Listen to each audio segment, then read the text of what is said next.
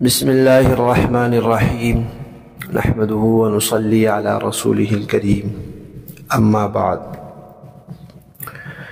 پیارے پیارے بچوں، ننھے منھے پھولو، اللہ تعالیٰ آپ سب کو ہمیشہ خوش رکھیں اور فلسطین کے مسلمانوں کو اللہ تعالیٰ جلدی جلدی کامیابی نصیب فرمائے، آمین۔ الاحسان اکیڈمی والے چچا کی طرف سے السلام علیکم ورحمۃ اللہ وبرکاتہ۔ پیارے بچوں، ہماری کہانی چل رہی ہے یہ بھی خیر کا کام ہے، اس کے 2 حصے ہم سن چکے ہیں، آج ہے اس کا تیسرا حصہ۔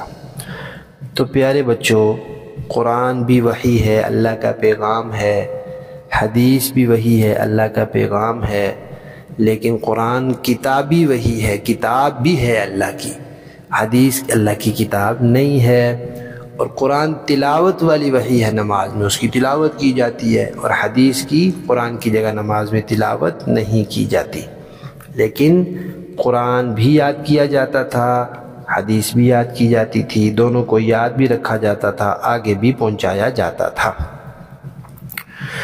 لیکن قرآن سارا لکھوایا نبی پاک صلی اللہ علیہ وسلم نے، حدیث ساری نہیں لکھوائی تاکہ آپس میں مل جل نہ جائے، پھر پتہ نہیں چلے گا کہ اس کی نماز میں تلاوت کرنی ہے یا نہیں کرنی، یا اللہ کی کتاب ہے یا نہیں ہے۔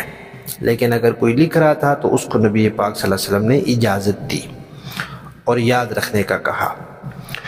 پھر پیارے بچوں، آپ نے پچھلی کہانی جو گزری ہے ہماری کہ اللہ کی قسم یہ خیر کا کام ہے، اس میں سنا ہے کہ ایک دفعہ بہت سے صحابہ کرام جو قرآن کے حافظ تھے وہ شہید ہو گئے، تو پھر مسلمانوں کو فکر ہوئی کہ ایسا نہ ہو کہ اور بھی قرآن یاد کرنے والے حافظ لوگ شہید ہو جائیں، تو پھر آگے لوگوں کو قرآن سکھانا مشکل ہو جائے، تو اس لیے قرآن کو جتنا جہاں جہاں لکھا ہوا ہے اس کو ایک جگہ جمع کر لینا چاہیے۔ قرآن جمع ہو گیا، پھر وہ ہر جگہ پہنچ گیا، قرآن پر زبر زیریں بھی لگ گئیں، سارے کام ہو گئے، اب قرآن بالکل الگ ہو گیا۔ تو نبی پاک صلی اللہ علیہ وسلم کے دنیا سے جانے کے تقریباً 90 سال بعد اب لوگوں نے سوچا کہ جیسے قرآن لکھا گیا ہے، محفوظ ہو گیا ہے، اب آسانی سے لوگ قرآن یاد کر لیتے ہیں، اگلے لوگوں کو پڑھا لیتے ہیں، سکھا لیتے ہیں، سمجھا لیتے ہیں۔ تو اسی طرح حدیث شریف کو بھی ایک اکٹھا کتابی شکل میں لکھ لینا چاہیے، کیونکہ نبی پاک صلی اللہ علیہ وسلم نے جو نہیں لکھوایا تھا وہ تو اس لیے نہیں لکھوایا تھا کہ قرآن کے ساتھ مل جل نہ جائے، اب تو قرآن ایک علیحدہ جمع ہو گیا، اس لیے اب ملنے جلنے کا خطرہ ہی نہیں، خدشہ ہی نہیں ہے، امکان ہی نہیں ہے، تو اس لیے اب حدیثوں کو بھی لکھا جانا چاہیے۔ تو پیارے بچوں، مسلمانوں کے ایک بہت نیک خلیفہ تھے، بہت نیک تھے، ان کا نام تھا حضرت عمر بن عبد العزیز رحمۃ اللہ علیہ۔ وہ صحابی تو نہیں تھے اور صحابہ کرام کے برابر بھی نہیں تھے، لیکن بہت نیک آدمی تھے۔ ان کی جو حکومت کا دور تھا، خلافت کا، بہت امن والا دور تھا، بہت اچھا دور تھا۔ کبھی انشاءاللہ ہم ان کے حالات بھی آپ کو سنائیں گے۔ تو انہوں نے پھر اس وقت کے 2 بڑے علماء سے کہا، ایک مدینہ شریف کے بڑے قاضی تھے، مفتی تھے، ان کا نام تھا امام ابو بکر، اور اسی طرح ایک اور بڑے عالم تھے۔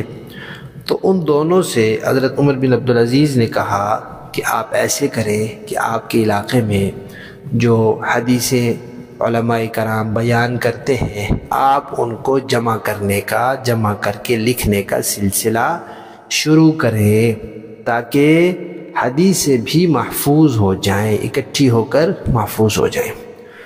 تو حضرت عمر بن عبدالعزیز کے حکم پر ان 2 علماء نے حدیثوں کو اکٹھا کر کے لکھنے کا کام شروع کیا۔